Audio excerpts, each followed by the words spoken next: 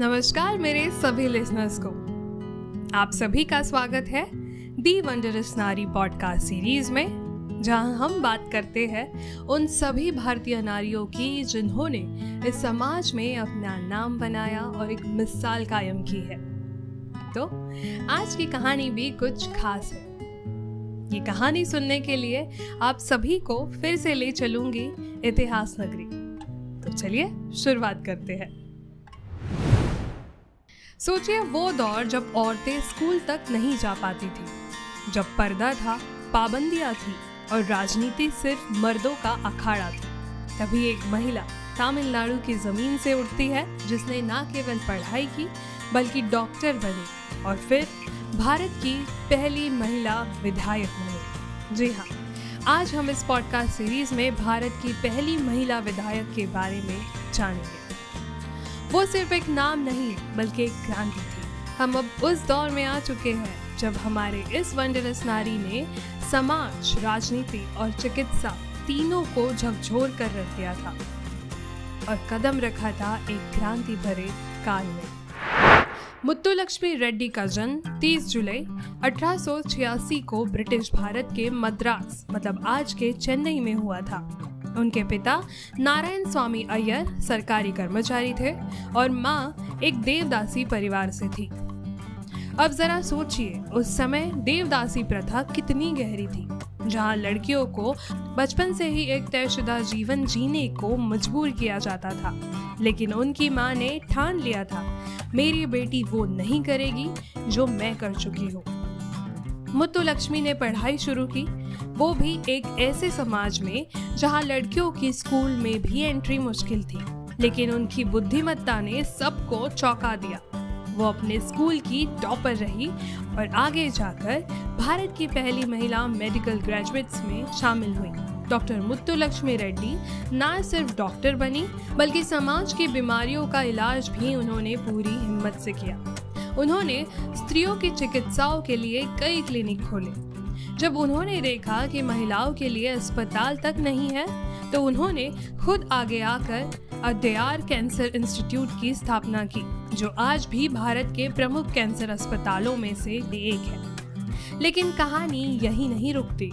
वो चाहती थी कि समाज की जड़ों को भी ठीक किया जाए, खासकर देवदासी प्रथा को, जो महिलाओं के शोषण की एक मिसाल थी। उन्होंने इस कुप्रथा को खत्म करने के लिए आवाज उठाई, अकेले, दमदार और निडर होकर। और नतीजा, ब्रिटिश सरकार को देवदासी प्रथा के खिलाफ कानून बनाना पड़ा।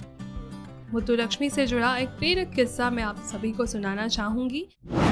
वो ये कि एक बार मुत्तुलक्ष्मी ने देखा कि एक गरीब महिला सिर्फ इसलिए मर गई क्योंकि वो पुरुष डॉक्टर को नहीं दिखा सकती थी और अस्पताल में कोई महिला डॉक्टर भी नहीं थी उनकी समस्या सुलझाने के लिए। उन्होंने उन्हें झकझोर दिया। उन्होंने उसी दिन से ठान लिया, अब कोई महिला इलाज के बिना नहीं मरेगी। उन्होंने अवाई होम्स नाम से एक सुरक्षित आश्रय गृह की शुरुआत की, जहां अनाथ लड़कियां, विधवाएं और बेसहारा महिलाएं रह सकती थी और एक सम्मानजनक जीवन भी जी सकती थी। यह संस्था आज भी कार्यरत है। अब आती है वो बात जो मुत्तुलक्ष्मी रेड्डी को इतिहास में हमेशा जिंदा रखती है, और इसी जिंदा दिल कहानी को आप सभी तक पहुंचाना मेरा काम है।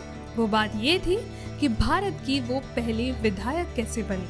1927 में मद्रास लेजिस्लेटिव काउंसिल में उन्हें नॉमिनेट किया गया। उस समय महिलाएं तो वोट भी नहीं डाल सकती थी और यहाँ वो खुद विधायक बन गई थी। उन्होंने शिक्षा, स्वास्थ्य और महिलाओं की सुरक्षा को लेकर इतने ठोस प्रस्ताव लाए कि ब्रिटिश सरकार को भी सुनना पड़ा। उन्होंने बाल विवाह, महिलाओं की शिक्षा और विधवाओं के पुनर्विवाह जैसी गंभीर मुद्दों पर कानूनों की नींव रखी। मुत्तुलक्ष्मी रेड्डी का जीवन जितना सार्वजनिक था, उतना ही मजबूत था उनका निजी जीवन भी।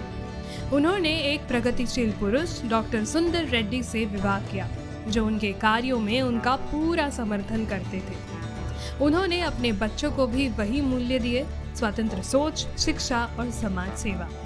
उनका जीवन एक सादा लेकिन प्रभावशाली उदाहरण था कि कैसे एक महिला अपने निजी और सामाजिक दायित्वों को संतुलित करते हुए परिवर्तन की लहर बन सकती है।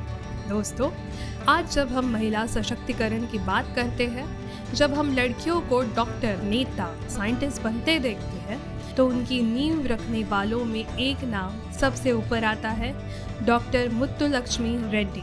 वो साबित कर गई कि परिस्थितियाँ कैसी भी हो, अगर हौसला हो तो आप इतिहास रच सकते हैं।